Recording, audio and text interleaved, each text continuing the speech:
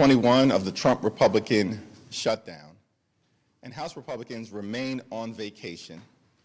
Donald Trump is missing in action, continues to engage in unreasonable, un-American, and unpresidential behavior, and Senate Republicans still don't have a clue as it relates to what needs to be done to address the health care crisis that they've created. Tens of millions of Americans all across the country, as we speak, are beginning to receive notices that their premiums, copays, and deductibles are about to skyrocket. They are about to experience thousands of dollars in additional expense per year, and in some cases, thousands of dollars in additional expense per month. It's unsustainable. And Republicans have refused to address it. They'd rather keep the government shut down than provide affordable health care and extend the tax credits for everyday Americans, for working class Americans, and for middle class Americans.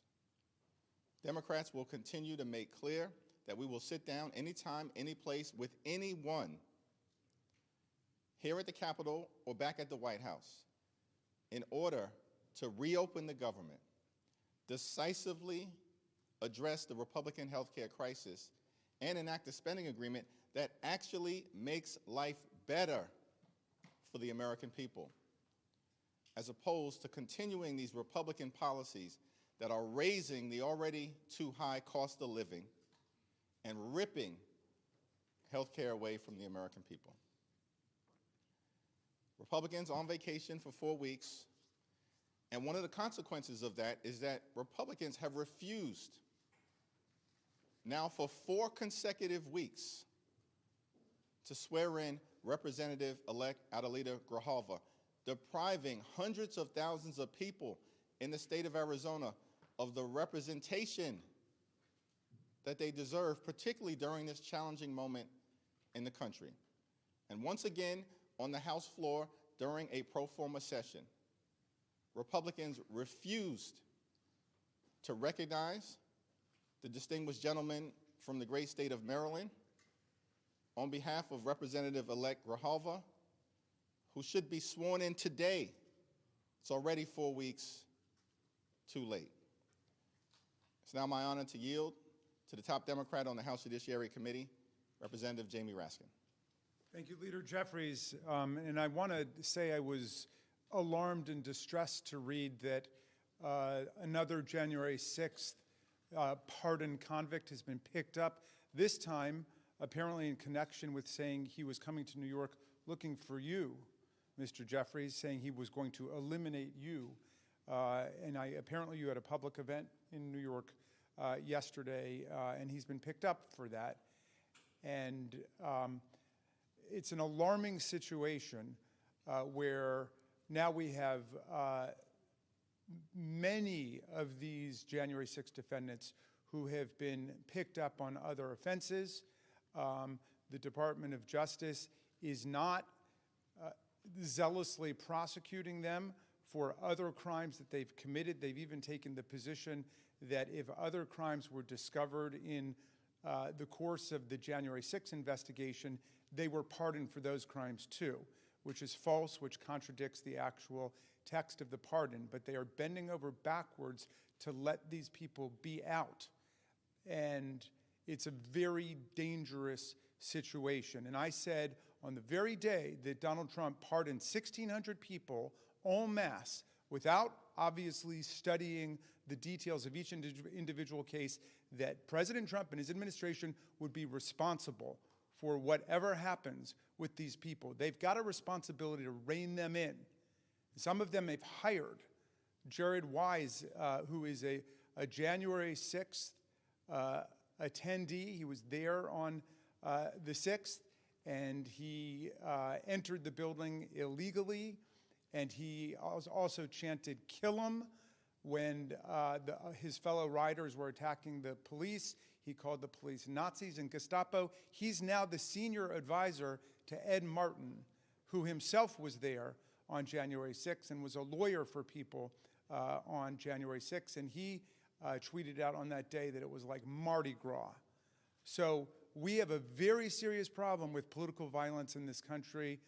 Thank God that you are safe, Mr. Jeffries, but we are asking for the Department of Justice to get serious about reining these people in all over the country, especially since Ed Martin clearly knows them, and he is head of the so-called weaponization task force. It was my honor and it was my pleasure to be accompanied today by our new colleague, Congresswoman-elect Adelita Grijalva from the great state of Arizona. She accompanied me to the floor. I tried to get recognition.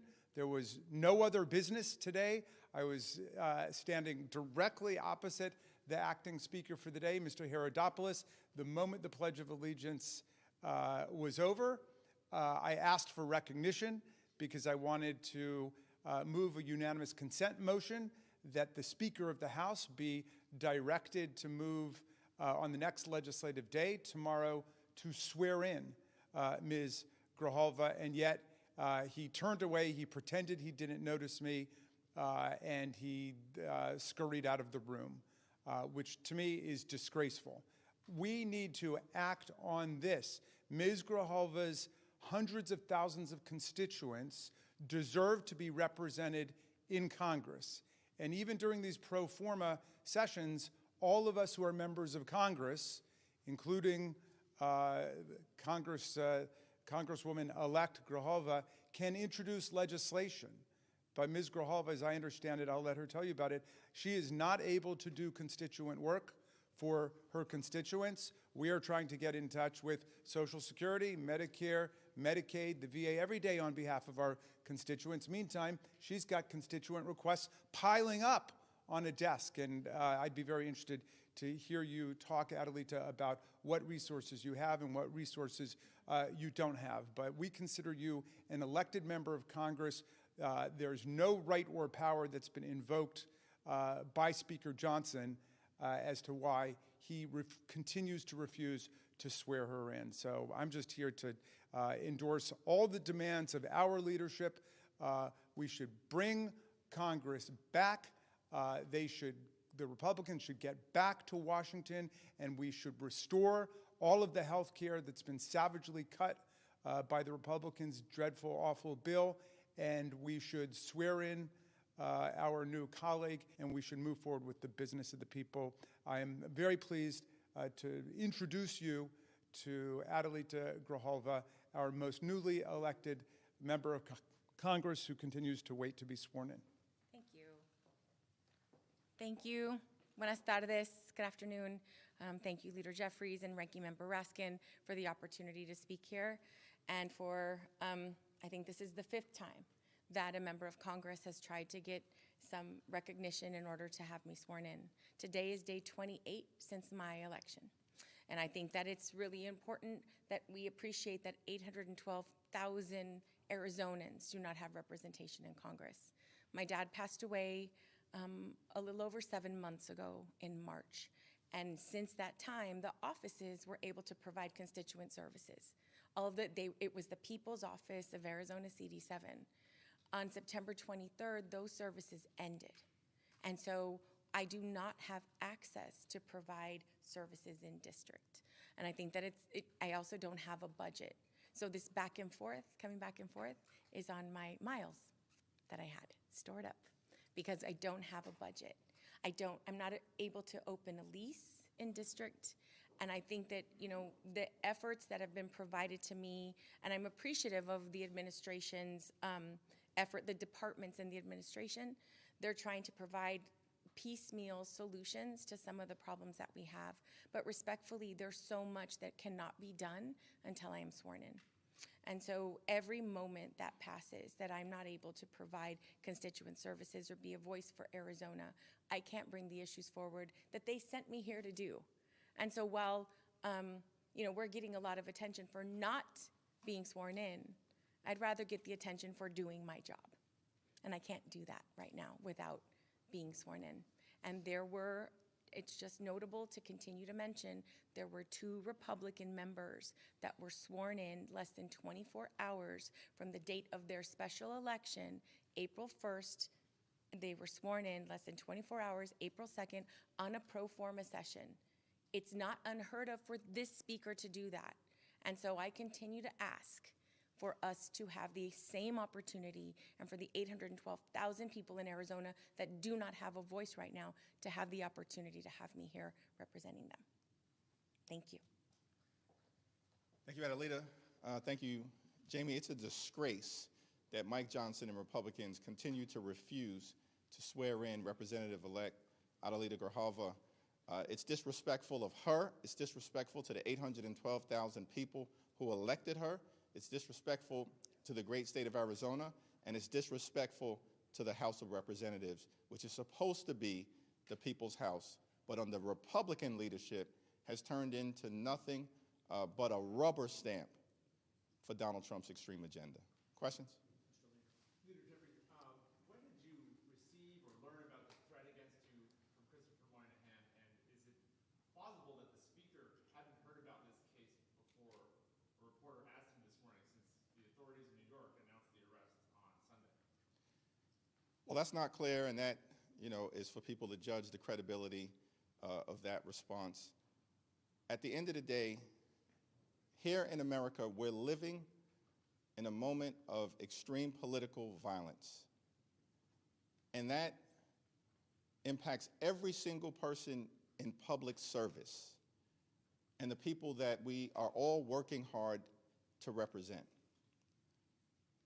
But we will not be intimidated.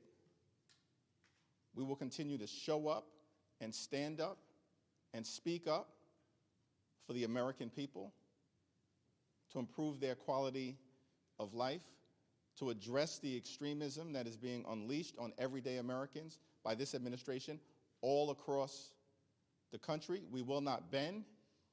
We will not break. We will never bow down.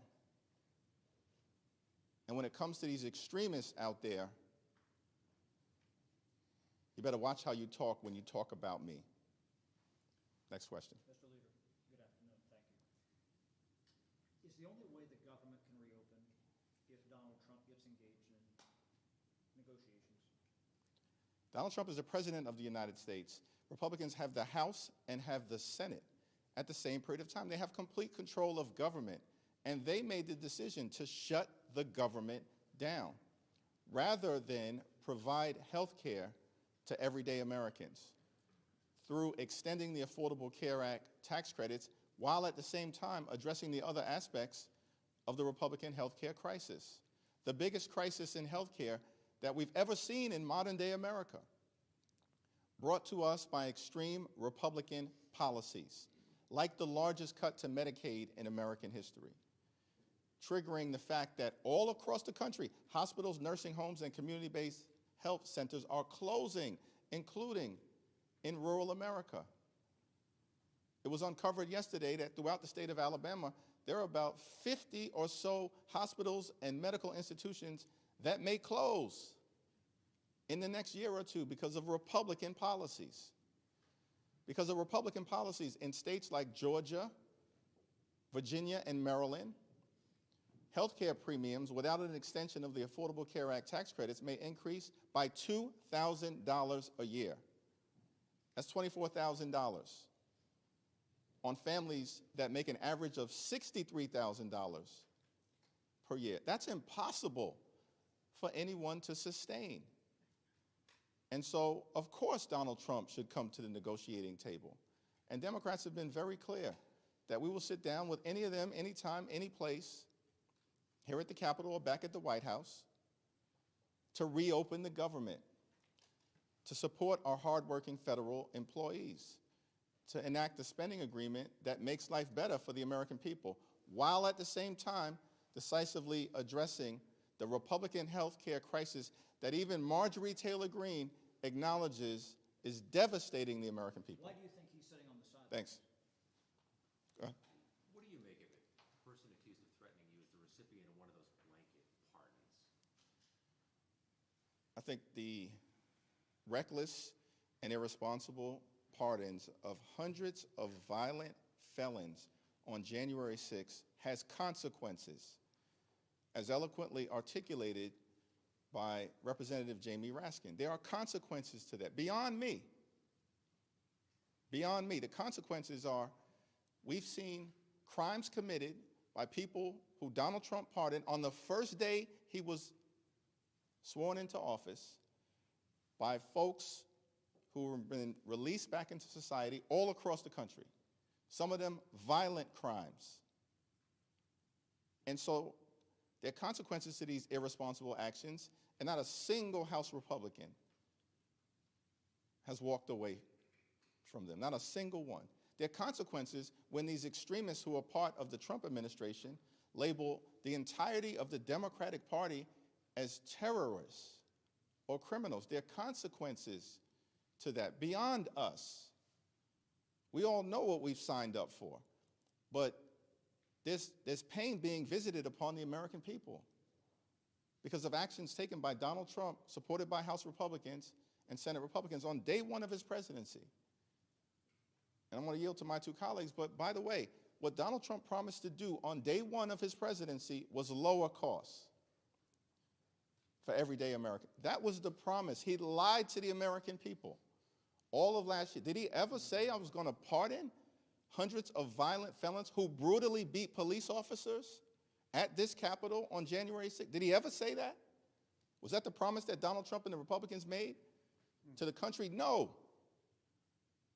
They failed to lower costs, have done nothing. Life is more expensive for everyday Americans. Electricity costs up. Grocery costs up. Housing costs up. Now they want to jack up health care premiums on working class Americans. But they have time to pardon hundreds of violent felons, release them back into society, threatening the public safety of everyday Americans, and then can't spend a moment trying to make life more affordable, make health care more affordable for the American people. Can I add Jamie? one thing to this? Thank you for that question. Up until Donald Trump, the pardon process was governed by Department of Justice rules, by statute, and of course by the Constitution. And there was a very set pattern, which is each pardon application was considered on its own. It was analyzed what exactly that person had done, what they were convicted of, and up until Donald Trump, nobody had ever been pardoned who had not paid back in restitution their victims of a crime or paid back fines to the government. In other words, you had to make yourself completely whole, then you had to demonstrate that you were rehabilitated, that you accepted the reality of your offense. Now, contrast that with what happened with Trump. He gets in on his first day in office without any reports from the pardon attorney about any of these people, any recommendations saying that they have paid off their restitution, they've paid their fines, they've made peace with their victims and so on, they've apologized to the police. No, none of that had happened. Instead, they issued a blanket pardon for everybody who had stormed the Capitol and participated in the shocking and atrocious events of January 6th. So what do you have in that mix? You have people who have been convicted before for domestic violence, for assault, for armed robbery, you name it. Drug dealing, gun dealing, all of that's in there. And what do you know? After this mass pardon happens, people start getting picked up again. There's a guy down in Richmond who was burglarizing all of the houses in his neighborhood. And now this guy, Moynihan, says he's going to eliminate the minority leader of the United States House of Representatives. So they have enough people over at the Department of Justice who know a lot about January 6th, including Ed Martin, who was there tweeting on that day, describing it as a day of celebration like Mardi Gras, and his senior advisor, Jared Wise, who was here yelling, "Kill him," about the police, that they should know how to get these people into line, because it's a very dangerous situation. And I just want to add finally to what Mr. Jeffries said, Speaker Johnson described the exercise of First Amendment rights across the country by 6 or 7 million Americans as part of the No Kings rallies as a Hate America rally. The Hate America rally happened on January 6th, 2021. We saw what a Hate America rally looks like. There were more than 140 police officers who were wounded, injured, hospitalized. Many of them have been forced out of police work because of what happened on that day. And what does Speaker Johnson say about that? Nothing. Now, he's part of the cover-up. He's part of trying to sweep the whole thing under the rug. Meantime, you had 7 million people participating peacefully, non-violently, in the American political process yesterday. And everybody should be praised for that. Those protests were a model for First Amendment exercise in the United States. Thank you. Speaking of the protests over the weekend, as you say, millions of Americans came out, the vast majority peaceful, old, young, all of that. However, Speaker Johnson displayed some of the signs that we saw, which did seem to indicate violence. One of them showing in effigy a picture of President Trump being hanged. Also, we've seen video of people saying that, for example, 8647 to them meant that they did want the president killed. How do you respond to those on the left using that kind of rhetoric? We've continued to make clear in this country that political violence directed at anyone, at any time, for any reason, wherever it emanates from, is unacceptable. Democrats have made that clear. We don't see that coming from Republicans on the other side. We don't see that type of unequivocal denunciation. In fact, they've described the January 6th hate rally as Mardi Gras, as a normal tourist visit, as a parade, as a celebration, and then they pardon hundreds of violent people and unleash them back in communities across the United States of America. This group of people, these extremists on the other side, they have zero credibility, zero, on the issue of political violence. And these Republicans, they are not the party of law and order. They're the party of lawlessness and disorder in all of the ways, including the ongoing crime scene at 1600 Pennsylvania Avenue, which is running the largest pay-to-play scheme in the history of the country in real time. And we hear nothing but crickets from Mike Johnson and the other side of the aisle. Get lost with your denunciations. The No Kings protest was peaceful, it was powerful, and it was patriotic. Millions of people, more than 7 million people. And so I've got no time for these people on the other side of the aisle. Are you worried about rhetoric on the left? We have continued to denounce political violence wherever it emanates from. It will be nice to see that type of denunciation coming from Republicans. Adelita, you want to say anything? You know, I think that in Arizona, we know very well what political violence looks like. Former Representative Gabby Giffords was shot while she was doing a Congress on Your Corner event. I think that what needs to be done is complete condemnation of any violence. And when you think about when we've all served locally, right? We all want to encourage people to get involved in our political system. The best representatives are those that are homegrown and are motivated to do this kind of service, like a public servant and servant leadership. And when we are faced with violence and attacks, it doesn't matter how strong people look on the outside, it shakes you on the inside. There is absolutely no reason why Leader Jeffries' family should be concerned about his safety.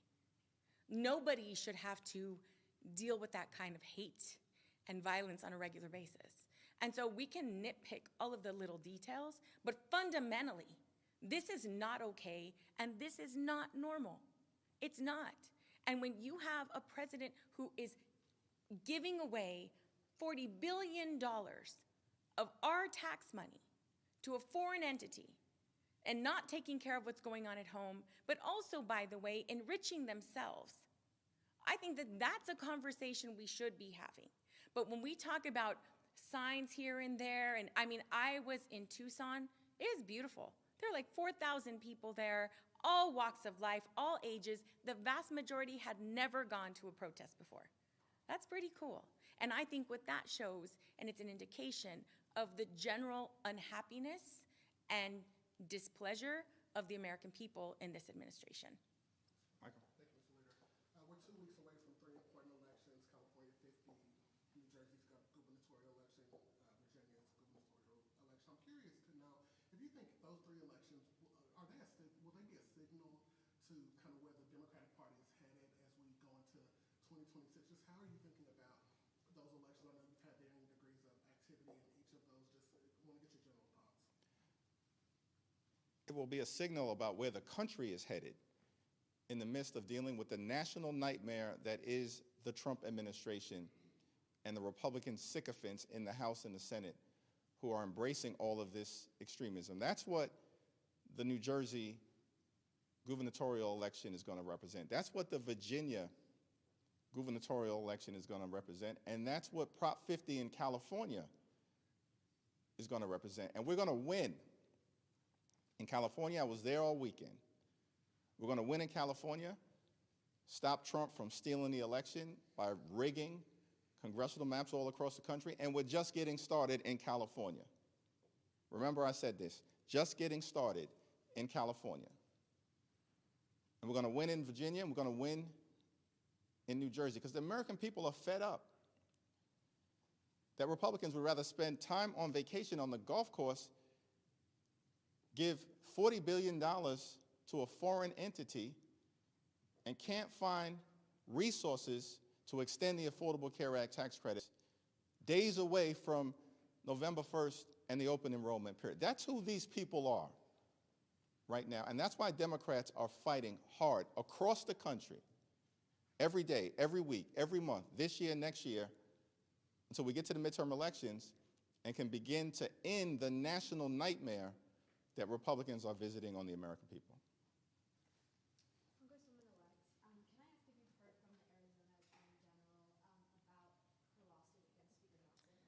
I believe that a lawsuit is being filed today. I don't have any other details, but I believe it's happening very soon. Thank you. I want to ask about your conversation with Speaker Johnson over the weekend. Did you discuss any changes to the CR or any way to extend the ACA? It's a private conversation that will remain private.